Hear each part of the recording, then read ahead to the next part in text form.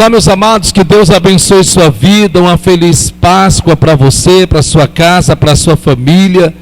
Hoje festejamos, para a glória do nosso Deus, o dia de nosso Senhor Jesus Cristo, o seu renascimento, podemos assim dizer, a ressurreição em Jesus Cristo. Que Deus possa falar forte ao seu coração neste ensinamento, em que eu tenho certeza que nessa biografia de Jesus Cristo, as vitórias de Deus alcançadas na cruz, possa ser a sua vitória, como pode ser a vitória de todos que estão aqui. Boa noite, povo de Deus. Em nome de...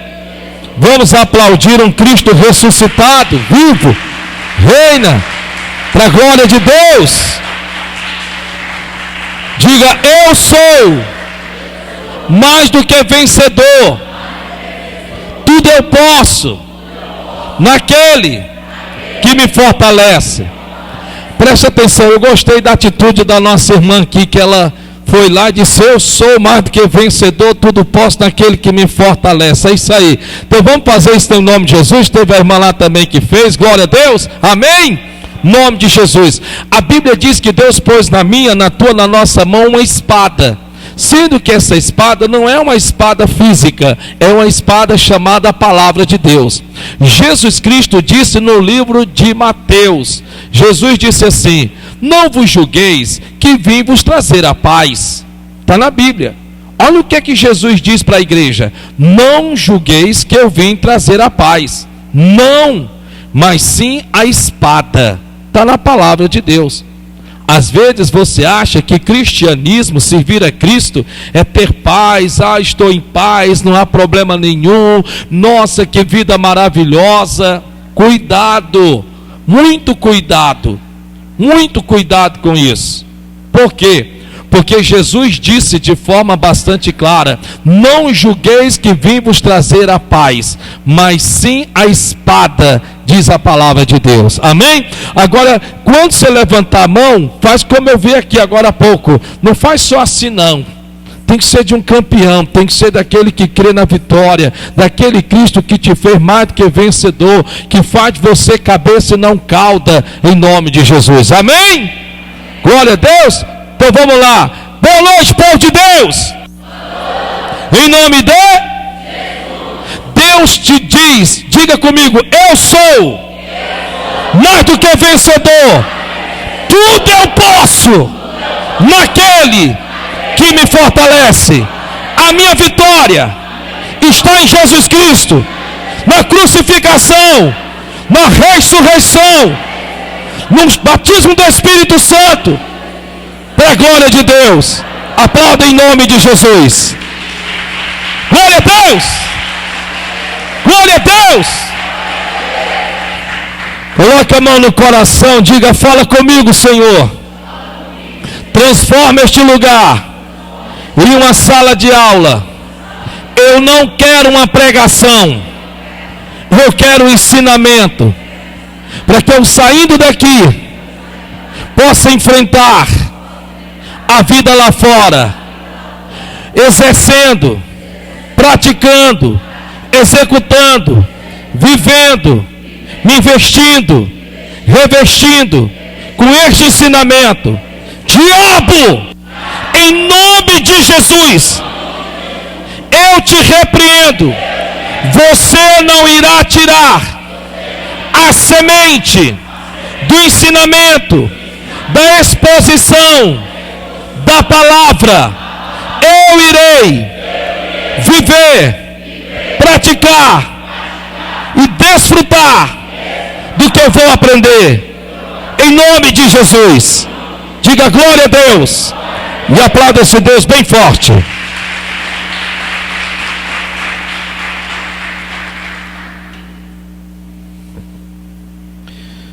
No livro de Romanos, no capítulo de número 8, e é interessante nós sabermos que quando você divide os evangelhos, por assim conhecer, você vai ter o primeiro livro, que é o livro de Mateus. Diga comigo: Mateus. Para quem foi escrito o livro de Mateus? Foi escrito para os judeus. Então pode-se chamar que Mateus é o livro messiânico. em que ele revela Cristo. Por isso que você vai ver ali o nascimento todo escrito para a glória de Deus. Você tem o livro de Marcos. O livro de Marcos, quando você lê o livro de Marcos, você vai ver ele próprio, o Senhor Jesus, no caso o apóstolo Marcos, escrevendo para os gregos, para que eles entendessem a manifestação do poder de Deus. João e Lucas, no caso, você vai ter João para os gentios. E Romanos, você vai ter aqui escrito que para os romanos era como se, entre aspas, parecesse como se fosse uma ofensa, mas era uma evangelização. Amém? Romanos capítulo de número 8, versículo de número 31. Romanos capítulo 8, versículo 31 diz assim: que diremos, pois, a estas coisas?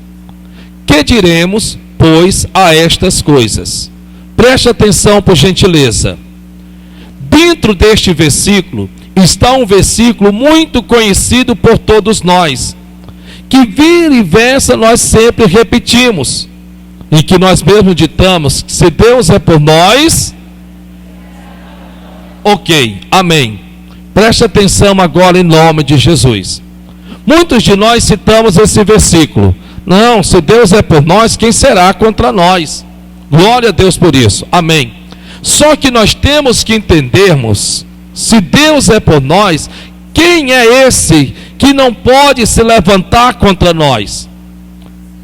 Porque aqui está como oculto. Então nós temos que descobrirmos. Se nós quisermos citarmos esse versículo, se Deus é por nós, quem será contra nós? Nós temos que descobrirmos quem esse quem é contra nós. Será que é uma pessoa? Nós sabemos que não, porque a Bíblia Sagrada diz que não temos de lutarmos nem contra a carne nem contra o sangue. Então nós já descartamos a pessoa. A Bíblia diz que a nossa luta não é carnal, mas sim espiritual. Sabemos também que não devemos de hipótese alguma utilizarmos de armas carnais, porque a Bíblia Sagrada diz que as minhas, as tuas, as nossas armas não são carnais, mas sim espirituais e poderosas em Deus para destruir, aniquilar as estratégias do diabo. Então aqui nós já, para a glória de Deus, já bem sabemos que não temos que de hipótese, circunstância alguma, lutarmos contra quem quer que seja. Seja lá o que esta pessoa fizer, você não tem de que revidar. Agora a questão é, tudo bem, como é que eu posso separar então as coisas? Para que eu possa dizer, se Deus é por mim, quem será contra mim? Está na Bíblia Sagrada. Então vamos voltar aqui ao início da leitura. Vamos lá. Que diremos, pois, a estas coisas? Estas coisas é exatamente o que se é executado. É como, por exemplo, nós aprendemos agora na sexta-feira.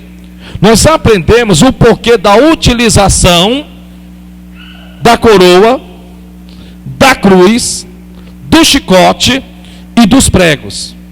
Eu ensinei, não eu, mas o Espírito Santo, sobre cada peça em uma só mensagem. Nós entendemos o significado, a importância e a utilização de cada uma delas. E até que então nós aprendemos o que no livro de Colossenses, capítulo de número 2, a Bíblia deixa registrado. Em que havia-se uma cédula que era contra mim, que era contra você, que era contra nós. Esta cédula era uma dívida que nós tínhamos perante a Deus.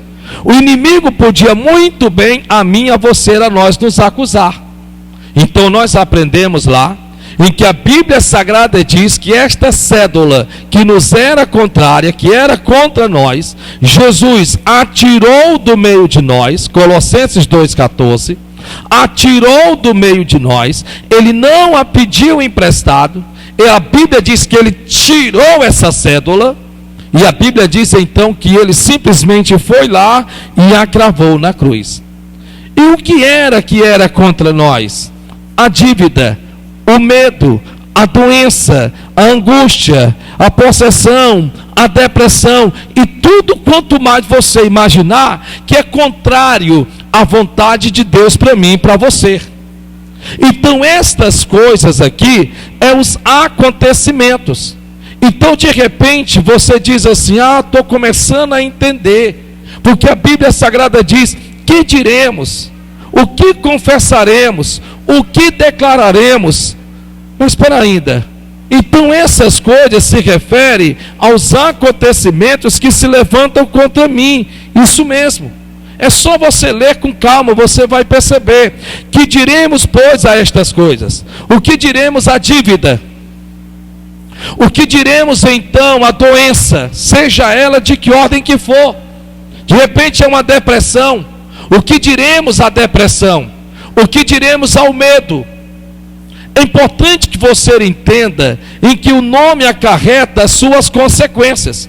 O nome é medo. Quais são as consequências do medo? Angústia. Então, de repente, uma pessoa que é tomada pelo medo pode sentir-se uma pessoa angustiada.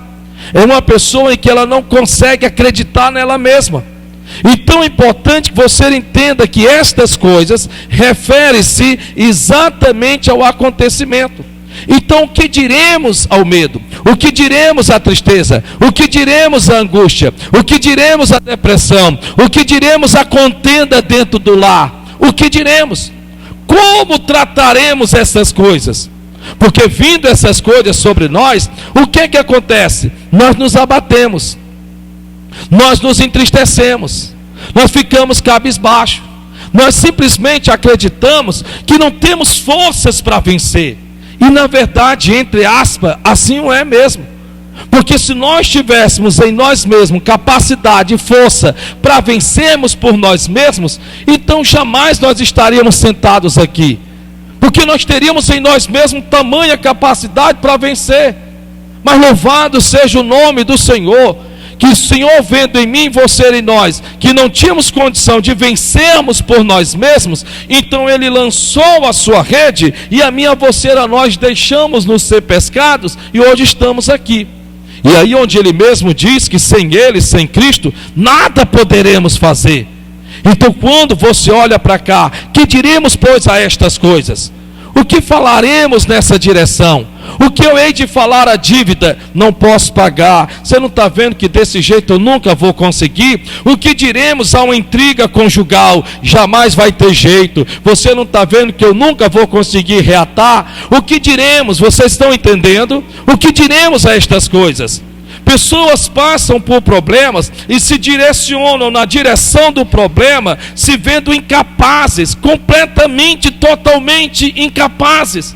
Isso elimina as suas forças. É como se manietasse suas mãos e os seus pés, e a pessoa ficasse totalmente inoperante, sentindo-se incapaz diante de tamanho problema.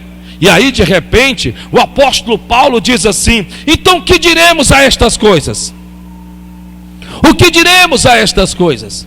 Quando você dá uma marcha ré bíblica, você vai ver algo interessante que a Bíblia Sagrada diz, em que houve um momento em que Israel ficou cercada pelos seus inimigos, e mais ou menos parecido com o que está escrito aqui, a Bíblia diz que vai citar-se da seguinte forma: que mais são dos que são por nós, dos que os que são contra nós. O que é interessante é que ele está falando o quê? Ao acontecimento.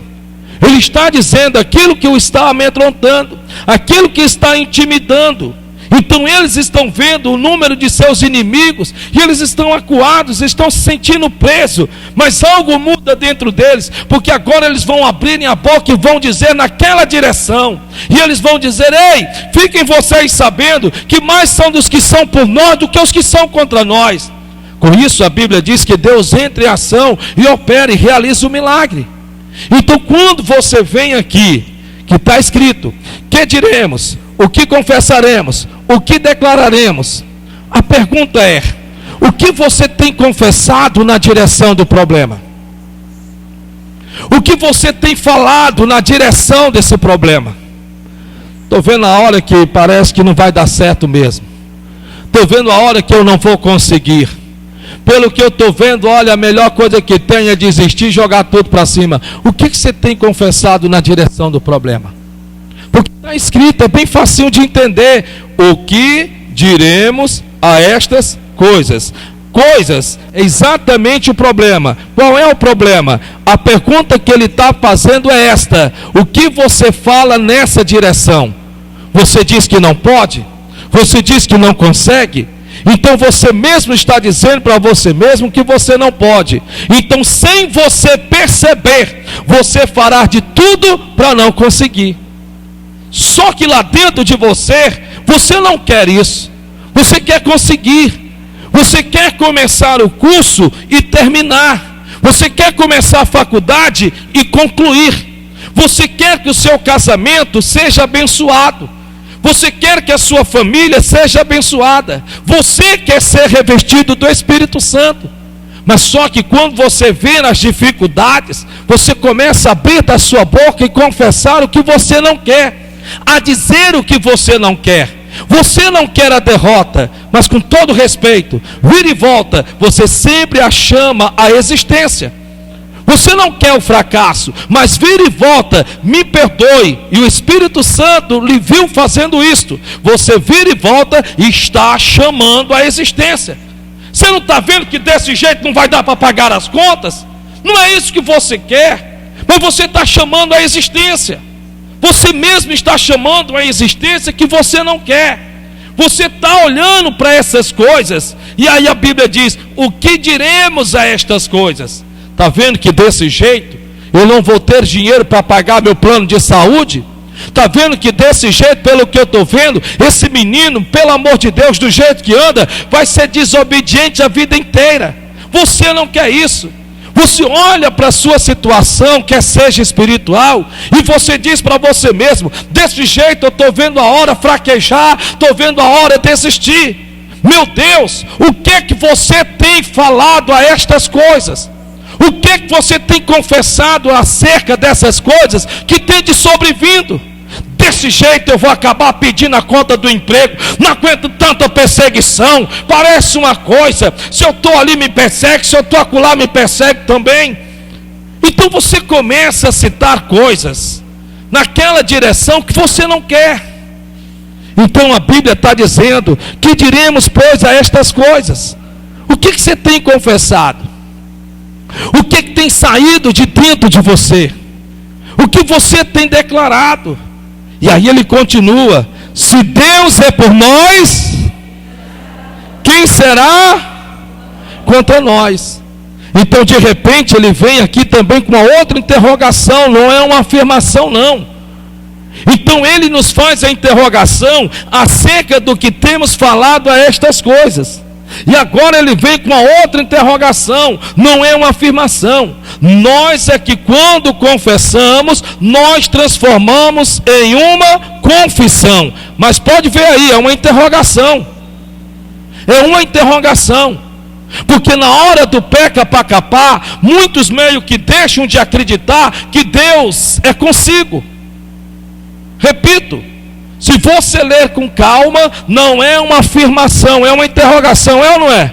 E se é uma interrogação, não sei se eu estou certo, aí os professores me ensinam, ou então digam, não, é mais ou menos. Se é, então é um questionamento. Questionamento no sentido da situação em que eu estou, que me leva a pensar que eu estou só, de que Deus não se importa, de que Deus não liga. Então de repente ele diz: o que diremos pois a estas coisas? Como iremos nos portar diante delas? Como iremos confessarmos diante delas? Que não podemos? Que não vamos conseguir? Que não vai dar certo? Que é melhor desistir? Que é melhor recuar? Que é melhor retroceder? Que a melhor coisa que tem é jogar tudo para cima? Como às vezes vem na sua mente, que a melhor coisa que tem é jogar tudo para cima, desistir, pronto e acabou-se? É isso que vem no seu coração? É isso que vem? Agora há pouco estava conversando com uma pessoa, e que essa pessoa estava aos prantos, chorando, mas chorando literalmente por conta de que infelizmente na família, e principalmente por ser filho único, acontecer algo que eu não posso expor aqui. E eu dizia para essa pessoa da seguinte forma: ei, a sua atitude, o seu comportamento, por mais que você não queira, é de quem está se entregando pelo problema. que está deixando o problema determinar os seus sentimentos e determinar agora a sua ação com reação. Agora há pouco eu subi no altar, então eu disse para essa pessoa: o que você tem confessado nessa direção, o que você tem dito nessa direção? Porque ele está dizendo aqui: se Deus é o quê? Quem será contra nós? Quem será contra nós? Então o que será contra você? O que irá poder resistir a você se você acreditar que a primeira coisa que você tem que fazer é mudar a sua confissão? Mude a sua confissão. Não fique com esse pensamento de que não vai dar, de que não tem como, você não está vendo, não tem condição. Isso vai te colocar para baixo. Isso vai abater você, isso não vai te trazer fé, isso não vai te trazer motivação, coisa nenhuma. E aí ele continua dizendo: que diremos, pois, a estas coisas? Se Deus é por nós, quem será contra nós? Versículo 32, aquele quem? Deus. Esse aquele aqui refere-se a Deus, aquele que nem mesmo a seu próprio filho poupou. Olha como nós somos surpreendidos agora. A palavra aquele é o Deus que está falando aqui acerca dele, da atitude dele, do comportamento dele. Então você pode ler assim: Deus que nem mesmo a seu próprio filho poupou. É interessante, né? Porque quando você vai em Isaías 53 e 54, você vai ver que a Bíblia Sagrada diz que a Deus todavia agradou moê-lo. Está na Bíblia. A Bíblia diz que acerca do sacrifício de Cristo na cruz, Deus não ficou com aquele olhar de bichinho, coitadinho, estou com tanta peninha de você, não. A Bíblia diz que agradou moê-lo. Meu irmão, não sei se você já viu, mas de repente você vai passando e vê aquele pessoal que vende caldo de cana. Você pega ali a cana e você agora está moendo a cana para tirar o sumo da cana. É tanto que já não tinha mais uma só gota de sangue, e o que por final saiu foi água, porque já não tinha mais sangue para sair, não tinha mais. E a Bíblia diz que agradou moê-lo. E agradou a quem? Agradou o pai. Eu quero que você entenda isso. O pai não ficou olhando para o filho com pena, com dó, bichinho, coitadinho, olha só o que é que estão fazendo com ele. Não, a Bíblia diz que todavia agradou moê-lo. E o que é mais interessante, você sabe o que é? É que ele continua dizendo aqui: aquele que nem mesmo a seu próprio filho poupou, antes o entregou por todos nós. Abriu mão dele, o entregou, abriu mão. Pronto, tudo bem, então eu abro mão do filho. Eu estou abrindo mão dele agora, literalmente. Pronto, eu estou abrindo mão do meu filho. Quem é pai, quem é mãe aqui, sabe muito bem que jamais nós iremos fazermos tal coisa pelos nossos filhos. Pelo contrário, tudo que nós queremos é que os nossos filhos vá bem. Trabalhamos, lutamos, suamos, às vezes aguentamos abusos, às vezes baixamos a cabeça, não porque simplesmente perdemos a moral, mas porque não queremos de hipótese alguma, de maneira alguma, criar assim meio que um ambiente hostil dentro de casa. Aconselhamos, orientamos, às vezes damos a mão à palmatória, e tudo isso fazemos para o bem dos nossos filhos. Só que, biblicamente falando, a Bíblia Sagrada diz assim: sendo nós maus pais, sabemos dar boas dádivas aos nossos filhos. Olha o que a Bíblia ainda acima de tudo nos chama: maus pais. Por mais que tentemos fazermos o melhor aos nossos olhos, aos olhos de Deus, nós não deixamos de sermos maus pais. Não que Deus nos condene, não que Deus diga que somos irresponsáveis, não é isso não.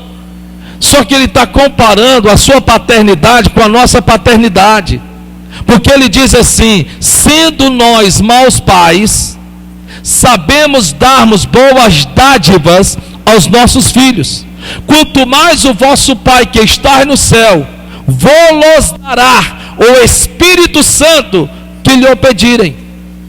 Veja que o próprio Deus vai ao extremo.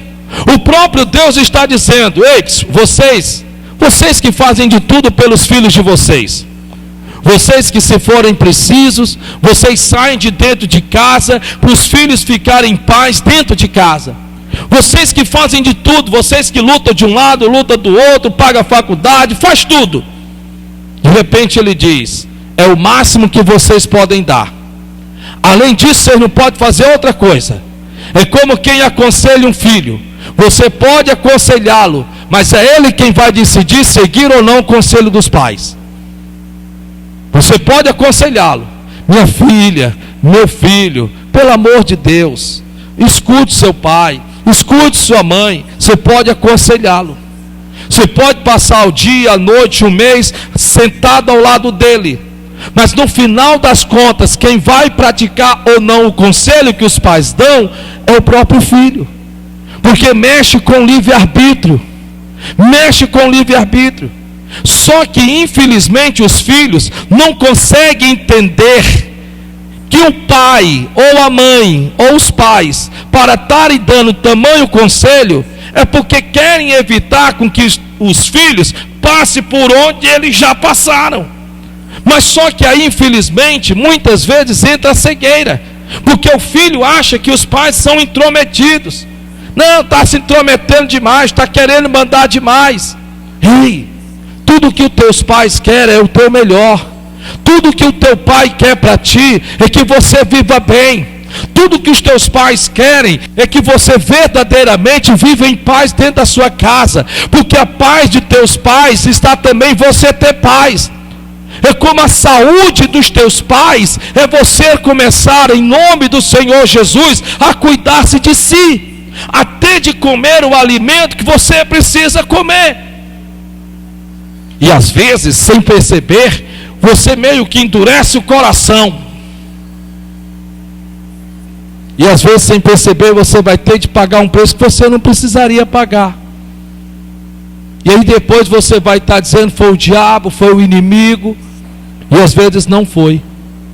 Então quando você olha para cá, a Bíblia Sagrada diz: aquele que nem mesmo a seu próprio filho poupou, antes o entregou por todos nós, como não nos dará também com ele todas as coisas?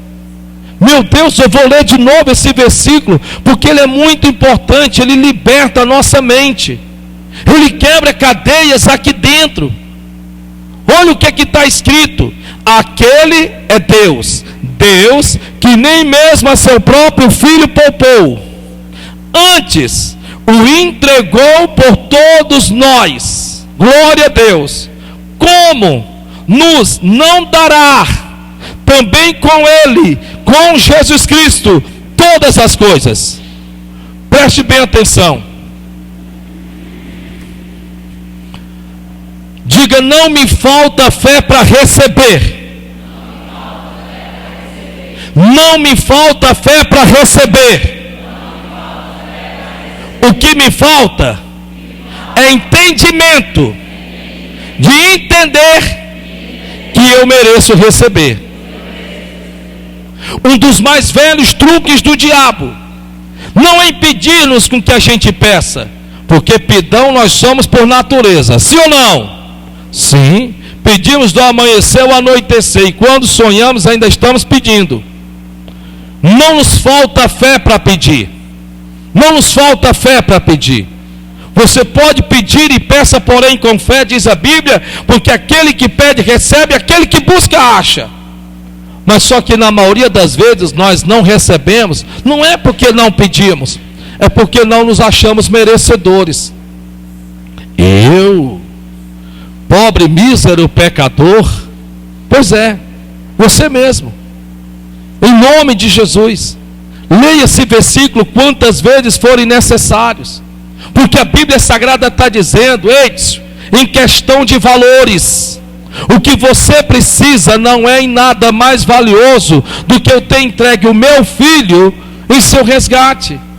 Querido, se você colocar na balança, você vai ver que o filho, quer dizer, Jesus Cristo, é muito mais valioso do que qualquer porta de emprego que você esteja precisando.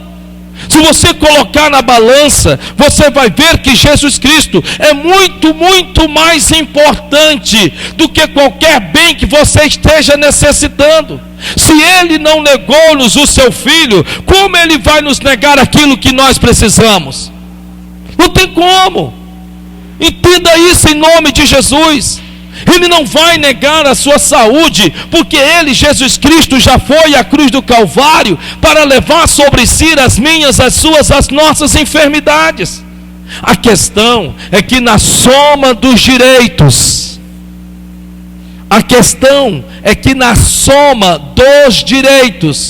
o que você se vê tendo direito?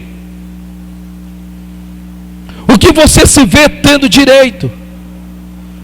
O que você se vê tendo direito?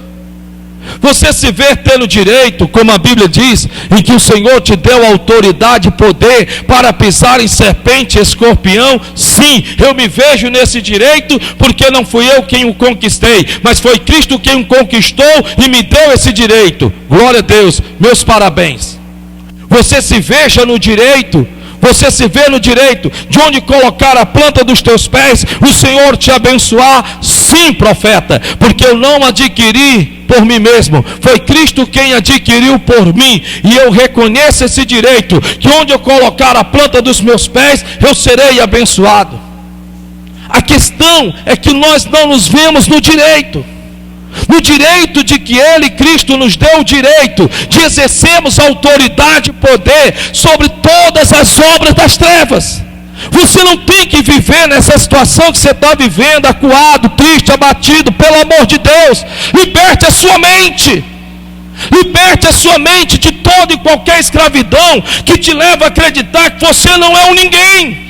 Se você ainda que não seja um ninguém ou fosse um ninguém, Cristo morreu na cruz do Calvário sabendo exatamente quem você era, e a Bíblia diz que não foi ninguém, nem eu nem você, que o colocamos lá ou que o forçamos estarmos na cruz. Ele disse: ninguém tem poder de tomar a minha vida, eu a dou porque eu bem o quero. E Ele disse, e me disse, e te disse, e nos disse, chamando-nos de amigos, não há nenhum outro melhor do que eu, porque eu dou a minha vida por vocês. Então levante essa cabeça. Levante essa cabeça. Você é capaz. Você é capaz. Você é capaz. Você não é um ninguém, você não é um inoperante, você não é um zero à esquerda, você não é o que outras pessoas dizem que você é o que Deus diz que você é, e acabou essa conversa. Porque se nem Ele poupou o seu único filho, se Ele não poupou o próprio filho, como é que Ele vai negar o que você lhe pedir? A porta em que você bater em Cristo estará aberta. E Ele continua dizendo, versículo 33: quem intentará acusação contra os escolhidos de Deus? É outra interrogação. Quem é que vai? É mais ou menos assim, olha, interessante. Leia o livro de Marcos, leia o livro de Mateus, leia Lucas e leia João. Mas leia principalmente Mateus, Marcos e Lucas. É impressionante como você vai perceber em que Jesus Cristo teve mais trabalho com os religiosos do que com os pecadores, irmão Jorge. É impressionante. As pessoas que mais deram trabalho para Jesus não foram os pecadores, foram os religiosos. Foram os sacerdotes, foram os escribas, foram os fariseus, foram os saduceus, homens que eram para estar ao lado de Jesus, o apoiando no seu ministério, mas que infelizmente foram totalmente contra ele. Quando você ler ali, principalmente Mateus, quando você ler ali Marcos, quando você ver Lucas, porque já no caso João é escrito para os gentios que somos nós, quando você ler esses três evangelhos, é impressionante. Por exemplo, a Bíblia diz que que havia um homem que estava à beira do caminho mendigando. Jesus iria passar por aquele caminho, e por ser ele mendigo, era a escória da sociedade. Por ser ele mendigo e cego, as pessoas tinham ele como que estivesse em pecado ou por debaixo de maldição. Porque se alguém naquele tempo nascesse com defeito, seja ele qual fosse, era escória, está em pecado. Ou pecou ele, ou pecou seus pais. Para que isso acontecesse, para que ele tivesse nascido assim. Lembra daquela passagem, quando a Bíblia diz, em que os discípulos iam andando com Jesus de Nazaré, e havia uma criança, um jovem, um garoto, um menino, e a Bíblia diz que os discípulos pararam Jesus, e disseram: mestre, quem pecou? Quem foi que pecou? Para que ele nascesse assim? Foi ele quem pecou, ou foram seus pais que pecaram? Está na Bíblia. E aí está lá Bartimeu, e Bartimeu, ouvindo falar que Jesus ia passar no caminho, Bartimeu se pôs de pé, e a Bíblia diz que ele foi para o caminho, e começou a clamar. A Bíblia diz em que homens religiosos estavam seguindo Jesus. Quando ouviram Bartimeu começar a clamar, se incomodaram, e foram até Bartimeu e disseram: cala-te, não incomode o mestre não, fique calado. Como pode pessoas assim não se importar com o problema de um homem em que está a mendigar na beira do caminho, e que agora decidiu sair daquela situação e está pedindo por ajuda? Por serem eles homens religiosos, quer dizer, de Deus, o que era para eles fazerem? Pegarem a mão do cego e dizer: gente, abre espaço aí, pessoal, abre caminho, vamos ajudá-lo, pessoal. Sim ou não, pessoal? Sim.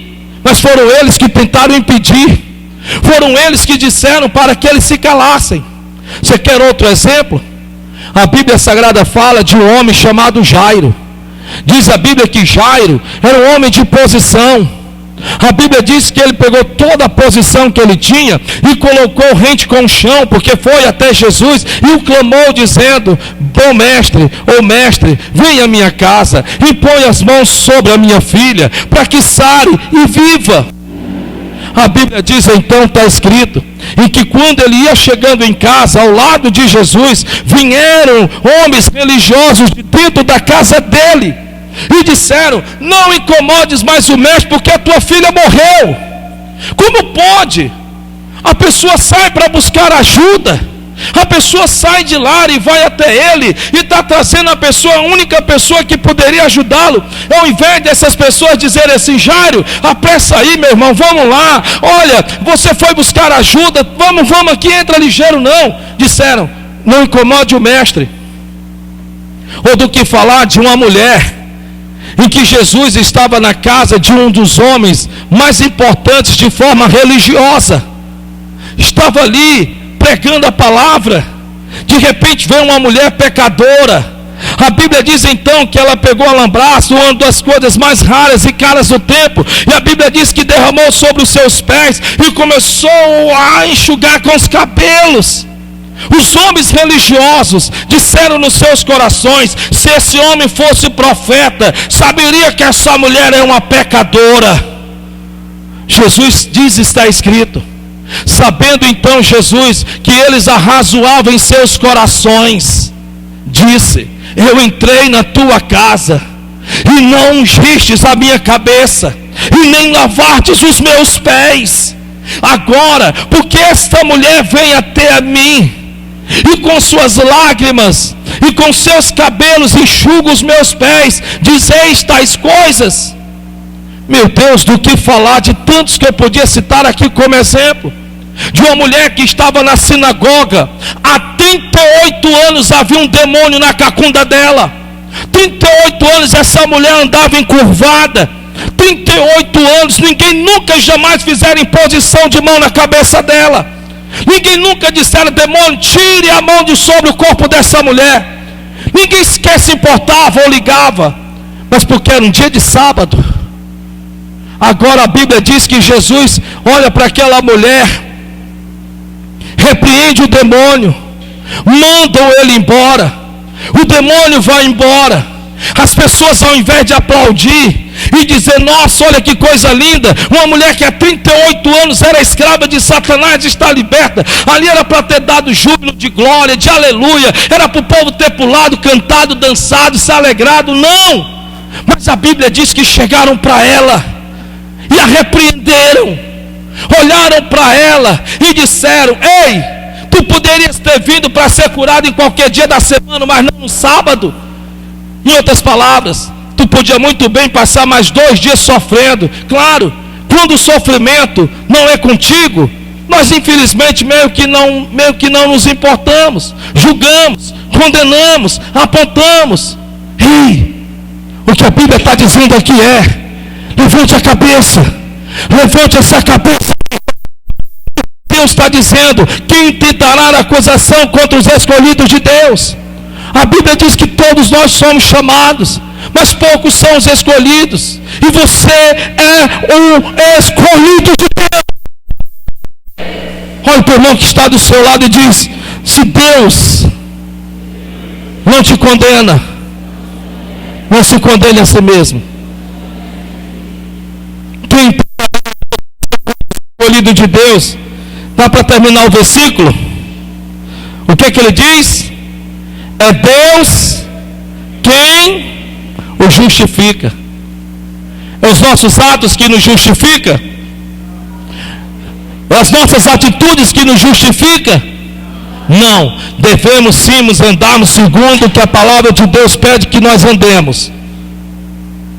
Mas a Bíblia justifica. É Deus quem vai te justificar lá no teu trabalho. É Deus quem vai te justificar na tua família. Pastor, porque eu não estou podendo ajudar, estão dizendo que eu sou ruim. Porque eu não estou podendo, pastor, olha, só não estão dizendo que eu sou pior do que o diabo, porque não pode. Mas o senhor não tem ideia do que já falaram de mim, pastor. Aquieta o teu coração. Aquieta o teu coração. Porque se Deus é por ti, meu irmão, o que vai dar no fim dessa história? Você como mais do que vencedor. Porque ele mesmo diz, é Deus quem nos justifica. Versículo de número 34. Quem é que condena? Quem é que condena? Eu quero saber, quem é que condena? Dá para você ver um Deus que toma a frente? Quem está entendendo aqui, diga amém. Olhe para cá. Não é por falta de fé que deixamos de recebermos os nossos milagres. É por não nos acharmos merecedores. Meu Deus, eu tenho certeza que se o seu filho estiver precisando, você toma a frente.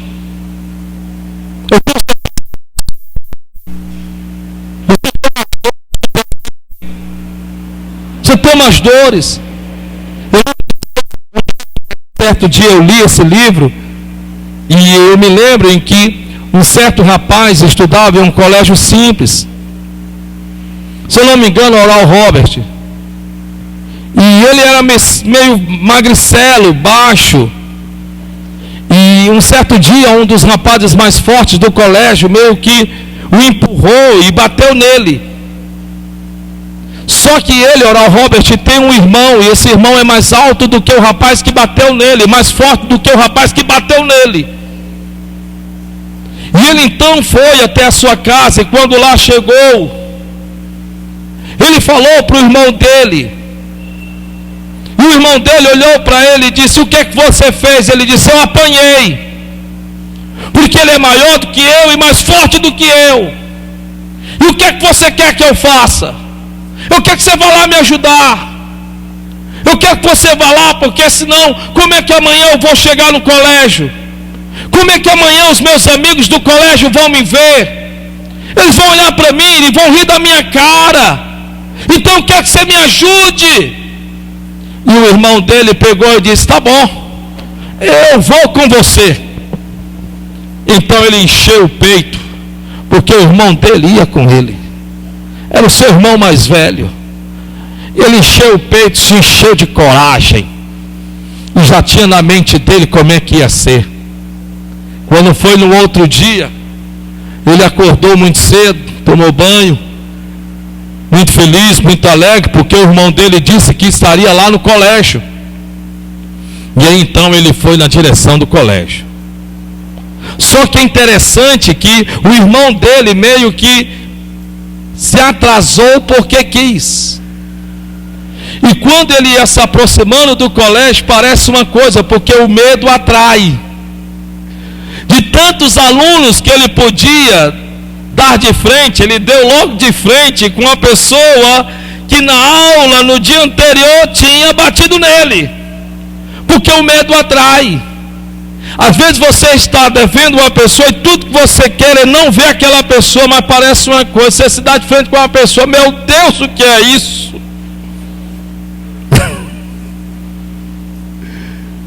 É verdade, o medo atrai. Você não quer que na madrugada o pneu fure, e vai ter um dia que vai furar e você vai dizer, nossa, furou. Claro, você atraiu aquilo de alguma forma para você. Você quer alguma coisa e não quer, e às vezes o medo atrai. Só que em resumo da conversa, ele então olhou para um lado, olhou para o outro, mas ele não viu o irmão dele.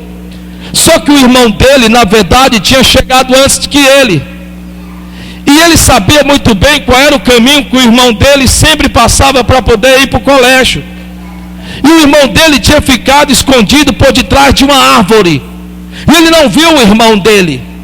Então ele está indo na direção do colégio. Ele pensou, se eu recuar, vai ser pior. Se eu avançar, vai ser pior ainda. Mas entre recuar e avançar, eu vou avançar. Enquanto isso, o rapaz parou e ficou observando e olhando para ele, porque tinha dito, se você amanhã voltar ao colégio, você vai apanhar de novo. E ele pensou, se eu correr, vai ser pior. O jeito que tem eu andar para frente. E eu li isso no livro, há muitos anos atrás. E ele então, não tendo para onde correr, não tendo para onde ir, só existia um meio, o mar tinha que se abrir. O mar tinha que se abrir, não tinha para onde ir. E ele então foi na direção, mas tremendo mais do que vara verde. E ele esqueceu de olhar para trás. Ele esqueceu de olhar. E ele agora então na direção do rapaz, o rapaz olhando para ele. E quando um ficou de frente do outro, quando um ficou olhando um para o outro, o irmão dele veio por detrás, mais forte, mais alto, mais paludo. E ele olhou para aquele rapaz e, tirando como que tivesse força dentro dele, olhou para ele e disse, sai da minha frente, sai da minha frente. Mas se temia mais do que vara verde, sai da minha frente. E o rapaz que estava na frente dele, olhando para ele e sabendo e vendo quem estava atrás dele, saiu da frente e disse, me desculpe por ontem, viu? Ora, Robert. E ele então estufou o peito. Cuidado! Mexe comigo não! Fique sabendo de uma coisa. Senão chama a irmã mais velha. E passou. O irmão mais velho dele não permitiu que ele o visse. Não permitiu que ele o visse. Ei, olha para o irmão que está do teu lado e diz, não mexe comigo não, porque eu sou velho.